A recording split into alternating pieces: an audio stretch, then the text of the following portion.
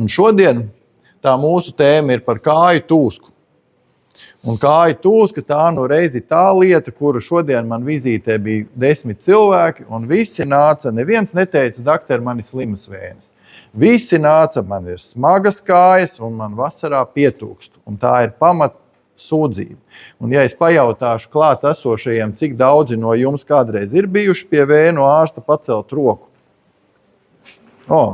Neparasti daudz, parasti neviens nav bijis. Bet nu labi, tad vēl jo labāk, tad mēs zinām, par ko ir runa. Jāsaka tā, ka es arī strādāju daļai Siguldas slimnīcas poliklinikā, līdz ar to man arī vietēji iedzīvotāji šeit var šad tad satikt. Šeit ir dažas bildes, kā tas notiek līdzīgos pasākumos, tas ir no Bratislavas, arī sonogrāfijas aparāts līdzīgs kā ir mums, arī paši apmeklētāji ir gan modeļi, gan tie, kas skatās, un tie, kas mācās, un tie, kas komentē. Un līdzīgi arī tālāk tad par citām lietām mēs varam sēdēt, runāt un apspriest.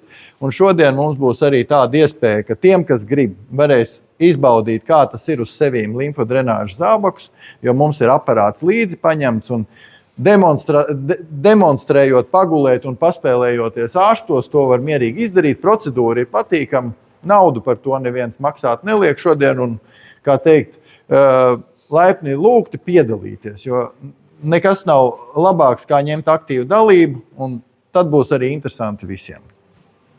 Mēs parādīsim, kā uzsaitēt saites, jo, protams, ka forši, ja to dara ārsts, bet ārsti ir aizņemti, un kādreiz ir vajadzīgi līdzcilvēki vai mediķi vai ģimenes ārsti vai citi speciālisti vai māsiņas, kuras nāk un palīdz un šo darbiņu veids. Nevienmēr var ārsts veikt, bet ārstu uzdevums ir kontrolēt un palīdzēt un izstāstīt, un jums ir arī sagatavoti materiāli, kā to dara uz bildītēm soli pa solim.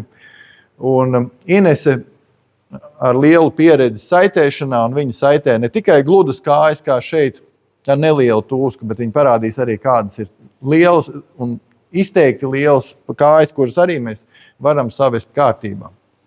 Arī, protams, kā noņemt saites un kā lietot visiem tik ļoti nīstās kompresijas zeķes. Un manas māsiņas, Aija un Elīna, abas divas ir šeit, un viņas jums parādīs, kā var uzvilkt viegli un novilkt vēl vieglāk. Un tad tas bubulis nemaz nav tik traks, kā viņu tautā dēvē. Lūk. Tad mazliet par mani un mazliet par manu sadaļu. Es pastāstīšu par dažādiem tūsku iemesliem. Ļoti dziļi medicīnā nelīdīšu, bet pastāstīšu tādos lielos vilcienos. Un vienu lielu daļu jau es pateicu, kad šodienas vizītē man visi nāca ar kāju tūskām, un neviens nesūdzējās par vēnām. Bet tūsku iemesls visbiežāk tomēr ir neveselas vēnes. Un to mēs savukārt varam arī izmeklēt un noskaidrot, kā tas veidojās. Mazliet par mani. Šajā jomā strādāju visu savu mūžu apzinīgo un diezgan daudz strādāju. To zina mana ģimene, cik daudz es laika pavadu darbā un cik maz laika pavadu mājās. Un, protams, kad tā ārstiem ir, jo vairāk strādā, jo vairāk gribās strādāt. Lūk, un tagad ķeramies pie medicīnas. No skolas laikiem mēs visi labi zinām, ka ir tādas artērijas, tie ir tie asinsvadi, kurus mēs varam pataustīt pulsu. Tajos asinsvados ir asinsspiediens, un tos mēs jūtam kā pulsu. Viņu var pataustīt, pulsu var sataustīt uz rokas, uz kājām ir vietas, kur var sataustīt, uz kakla, un tas ir tas sirds ritms un asinsspiediens.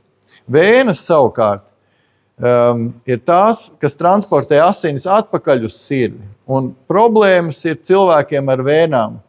Nevis tāpēc, ka ārstiem vienkārši nav ko darīt un patīk ārstēt vēnes, bet tāpēc, ka cilvēks ir viens no retajiem dzīvniekiem, kurš stāv uz divām kājām, vertikāli, un uz kājām ir slodze, kura nav īsti paredzēta tam. Un tāpēc arī vēnas kājām saslimst biežāk, un arī bieži cilvēki prasa, kāpēc rokām tik bieži nesaslimst vēnes, bet kāpēc kājām? Tāpēc, ka mēs pamatam laiku uz kājām, un kājas no tā arī kļūst smagas, jo venozā plūsma ir lēna, un tajās asinis no kājām plūst lēnām uz augšu. Un šie te muskuļi ir ļoti svarīgi, lai tos asinis transportētu. Ja turp dzen sirds pumpis, tad atpakaļ uz sirdi dzen kāju kustības, tāpēc arī svarīgi ir piecelties un pakustināt kājas. Un to mēs visi varam izdarīt, ātri piecelties un pakustināt kājas. Un jūs jutīsiet, ka tā smaguma sajūta lēnu garu iziet. Tā taču ir. Kurš negribēja piedalīties? Kurš man tur teica, nesēdēšu priekšā? Visi piecelsies kājās. Nu, re. Un vēl ir tādi vēli limfvadi, jo tie ir visbriesmīgākie, jo tos īsti grūti ir izmeklēt un vēl grūtāk ārstēt, bet arī viņi līdzīgi kā vēnes uzvedās ļoti slikti un taisa visādas nepatikšanas saistībā ar tūskām. Nu, lūk, es esmu asinsvadu ķirurgs, tāpēc strādāju ar visiem tiem asinsvadiem un izmeklēju un strādāju un cenšos ārstēt visas saslimšanas. Kā visbiežāk notiek pacienti ar tūskām, kā viņi nonāk līdz mums? Viņi nonāk parasti caur ģimenes ārstu, jo ģimenes ārsts sūta mums pacientus, saka, kaut kādas tūskas, nevar saprast, ko darīt. Un man vienmēr labi patīk, ja manu pacientu pavada arī pavadonis. Jo citādāk ir tā, kad atnāk cilvēks, es viņam kaut ko stāstu, viņš aiziet mājās, ko doktors teica, neko. Kas jādara? Nekas. Ko tu tur darīji? Es nezinu. Ko darīt tālāk? Nezinu. Nu, tāpēc arī es parasti aicinu, un arī šis seminārs ir taisīts tāpēc, lai saprastu, ka arī ārsts ir cilvēks un tāda saruna un sadarbība, tā ir ļoti būtiska. Un lai un tas, ko es daru, ir tas, kad es arī pats veicu izmeklējumu un pats arī to problēmu risinu. Protams, palīgā nāk gan ģimenes ārsti, gan fizioterapeiti, gan citi ārsti. Un biežākais kāju tūsku risinājums tomēr ir komandas darbs. Ciešā sadarbībā ar pacientu, jo ja pats pacients nedarbojās līdzi, mēs nevaram palīdzēt. Un bieži vien pacienti ir gados, un tomēr tā problēma ir tik izteikta, kad ir vajadzīga arī līdzcilvēku atbalsts. Un tas ir ļoti būtisks. Un šī te ir bildīte, ko dara vēnu ārsts, un to mēs arī izspēlēsim šodien, ka mēs varam paklausīties, ko mums kādreiz pacients saka, ka man tūkst kājas un smagas kājas. To mēs piefiksējam, paturam prātā. Mēs vizuāli varam novērtēt, cik daudz tas ir vizuāli redzams. Un tad veicam izmeklējumu, kas faktiski ir mūsu acis, jo ar to mēs izvērtējam asins plūsmu gan artērijās, gan vēnās, un mēs varam noteikt precīzi tās vietas, kuras atbild par slimību vai par sūdzībām un kuras ir jāpakļauj ārstēšanai. Un tādēļ visas vizītes mums notiekās arī veicot sonogrāfiju. Un tad mēs paši veicam ārstēšanu, arī šeit pat Siguldā es arī operēju un saitēju un kaut ko daru. Un arī apsakoju rezultātus, kādi ir pēc manas ārstēšanas, kādi pēc citiem ir sanācis un tā tālāk. Šeit mazu filmiņu, zinu, ka visiem patīk skatīties filmiņas. Tā izskatās vēna, un vēnā iekšā ir vārstulītes. Un vēnu vārstulītes izskatās tā, ka tad, kad saraujās muskulis, vārstulīte atverās un asins plūst prom, un tad, kad mēs stāvam, vārstulīte aizverās ciet. Te ir mazliet pātrināti, bet tā tas notiek.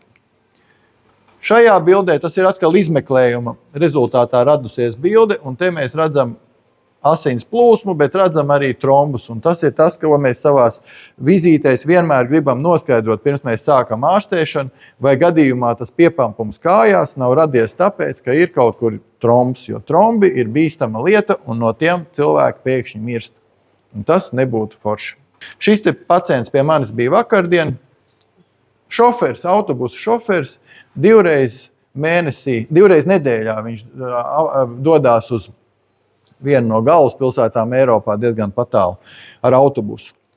Un es viņam vakardien atradu trombu dziļajā vēnā. Un principā viņš teica, ka viņš ir gatavs rītā braukt savā reisā, tikai pamst kāju. Un nav nemaz tik traki, bet ir arī bišķiņa elpas trūkums. Un manas vizītes laikā mēs runājām, es viņu izmeklēju un redzēju trombus kājā, un viņš ar ātro palīdzību aizbrauc uz slimnīcu tāpat vakarā, nevis nākamā dienā ar veselu pilnu autobusu devās ar pasažieriem izbraukumā. Un tad, kad mēs zinām, ka tur vainīgi nav trombi un mēs varam paši nodarboties ar ārstēšanu, un šodien mēs to parādīsim un smalki parādīsim, mēs veicam masāžas, fizioprocedūras, varbūt ar manuāls, tas ir ar roku, ka fizioterapeits vai masieris masē, lai dabūtu tūskus prom. To var darīt arī līdzcilvēki, lai palīdzētu saviem tuviniekiem. Mēs saitējam kompresijas saites, lai samazinātu kāju izmēru. Un tad, kad kājas ir savu apjomu samazinājušās un ir normalizējušās, tad mēs atkal varam piedāvāt tās visiem tik ļoti nīstās kompresijas zeķes. Un kompresijas zeķes nepatīk visbiežāk tāpēc, ka cilvēki nemāk tās lietot, un mēs šodien apmācīsim tās lietot, iemācīsim uzvilkt, novilkt. Parasti sāp kājas, ja tādas uzvelk uz piepampušām kājām, tāpēc mēs arī liekam saites, un saites arī jāuzliek pareizi. Un pareizi jāpiemeklē izmērs zeķiem, tas ir būtiski. Nu, lūk, tūskas kājās var izārstēt, ja mēs atrodam iemeslu, un ķirurgiem vislabāk patīk, ja var atrast iemeslu, izoperēt, un tad nekad vairs tā tūska neatgriežās. Citreiz ir liekais svars, un mēs nevaram to tā vienkārši atrisināt uzreiz, bet mājas darbu uzlikt un samazināt ķermeņa svaru, jo principā visiem cilvēkiem, kam ir liekas svars, kaut kādā mērā arī pamest kājas. Un atkal, palīdzēt mēs varam, bet arī daudz ir pacienti paša rokās. Viņam pašam ir arī jārūpējās, lai svars nebūtu liekas tomēr. Un ir tādi iemesli, kurus novērst mēs nevaram, un tad mēs tikai varam ārstēt, atbalstīt, un līdzīgi tā kā acu ārsti neārstē bieži vien acis, bet liek nesāt brilles. Un arī kompresijas terapija savā ziņā ir brilles kājām, tad, kad kājas pamst, un mēs zinām, ka iemeslu mēs atrisināt nevaram, tad cilvēki liek brilles un funkcija acīm uzlabojās. Mēs saviem pacientiem velkam zeķes, un funkcija uzlabojās. Nu, lūk, un ir tādas saslimšanas hroniskas un akūtas. Un akūtās ir bīstamākas, hroniskās cilvēki mēdz sadzīvot un lēnu garu pie mums nonāk. Tās ir arī varikozes vēnes, kuras visbiežāk cilvēki var paši atpazīt kā tādas izburbušas lielas vēnes. Un citreiz vienkārši ir tūskas un kaut kādu iemeslu dēļ, un lai noskaidrotu iemeslu, tiešām ir vajadzīgs ārsts un speciālists, lai pateiktu, kas tad īsti tā par tūsku ir. Un vai tā vispār ir saistīta ar asinsvadiem, varbūt tā ir saistīta ar muskuļu vai locītavu saslimšanu vai ādas iekaisumu. Un šīs te akūtā sadaļa tā atkal ir bīstama. No tās cilvēki mirst pēkšņi arī citreiz jauni, un tas ir tas, ko atkal mūsu darbiņa adrenalīns, kur mums, mēs nedrīkstam ļaut tā vienkārši nomirt cilvēkiem, kur tam nevajadzētu būt. Un ja hroniskas saslimšanas neārstē, parasti tās pārvēršās par akūtām, par visādiem iekaisumiem un pušumiem un visādām citādām nelaimēm un trombiem. Un savukārt akūtās situācijas, ja ignorē kā vēnu iekaisumus vai ko, tad, protams, ka tas var novest pie hroniskām saslimšanām un invalidizējošas situācijas. Šeit ir bildīta ar iepriekš pilnīgi nevainīgām varikozām vēnām, kuras pēkšņi ir iekaisušas un cilvēks palicis pēkšņi slims. Un tad tā ārstēšana jau ir grūtāka, ilgāka un arī sāpīgāka. Ja ir slimas vēnes, visbiežāk cilvēki tā arī sūdzās par smagumu kājās un tūsku un tādu nespēku vai svina pielietām kājām. Un, protams, smagākās situācijās veidojās pušumi, un tādas jau pavisam nejaukas lietas, kuras ārstēt vienmēr ir grūti, un nevienmēr viņas labi padodās ārstēšanai. Ir dažādas iedzimtas saslimšana formas, kas arī tas pavada cilvēku no visas bērnības. Ir iegūtas, kad viena kāja ir liela, te ir pušums, un tā viena kāja ir satūkusi, tāpēc, ka ir nosprostota dziļā vēna iegurnī, un tādas situācijas, diemžēl, ir, un tādas mēs atpazīstam. Un atkal ārstējam ar visbiežāk kompresijas terapiju. Šī bildīte ir uzlikta tāpēc, kad ir pušums, te ir daudz saslimšanas kopā. Ceļa problēma un artērija problēma, un viss vienā kājiņā. Un tad to ārstēšanu arī vajag izdomāt, kā mēs vislabāk varam ārstēt. Šeit es uzliku bildi ar tādām vēnām, kas ir te vēdera lejas daļā, un tās parādās tad, kad ir nosprostots iegurnī vēna. Un tā izskatās izmeklējums, radioloģisks izmeklējums, kādu mēs arī varam veikt saviem pacientiem un tad piedāvāt maksimāli labāko ārstēšanu. Vēl viena radioloģiska izmeklējuma. Šis ir tāds radioloģisks izmeklējums, kur noskaidro artērijas, vai artērijas nav nosprostotas. Te mēs redzam, artērijām būtu jābūt tā kā tādām līnijām smukām, bet te var redzēt pārtraukumu. Tās līnijas pārtrauks, tas nozīmē, ka šai gadījumā asinis līdz kājas lejai neaiziet pietiekami precīzi. Un arī šais gadījumos mums izdodās šad tad ārstēt un sāārstēt arī pušumus, un to mēs daram, kopjot un ārstējot savus pacientus. Izmeklējumi, par kur es visu laiku runāju, tās ir mūsu acis, un faktiski jebkuram cilvēkam to var taisīt, ieskaitot grūtniecis. Un arī jebkuram cilvēkam dzīves laikā, un tad, kad ir īpaši tas periods, kad ir vasarā karstais laiks, būtu jātaisa un jāuztaisa profilaktiski, lai saprastu, ir problēma vai nav problēma, vai tā problēma, kas ir tāda, kas apdraud kaut kādu, rada draudus nopietnākus, vai varbūt tas ir tikai karstuma dēļ vienkārši radusies tūska. Jo ir tādas situācijas, tā kā arī šajā bildē, ka mēs izmeklējam un redzam, ka iesaistītas, respektīvi visas vēnes un asinsvadi visi ir veseli, bet kājas satūkst un ko darīt? Un atkal, šīs dienas tēma, kompresijas terapija, lieliski palīdz, ja? Un mēs ļoti labi varam ārstēt. Arī tādas vēnes mēs ārstējam caur adatas dūrieniem. Šādi izskatās pirms operācijas un ātri pēc operācijas, un tā izskatās, ka sadzīst kāju.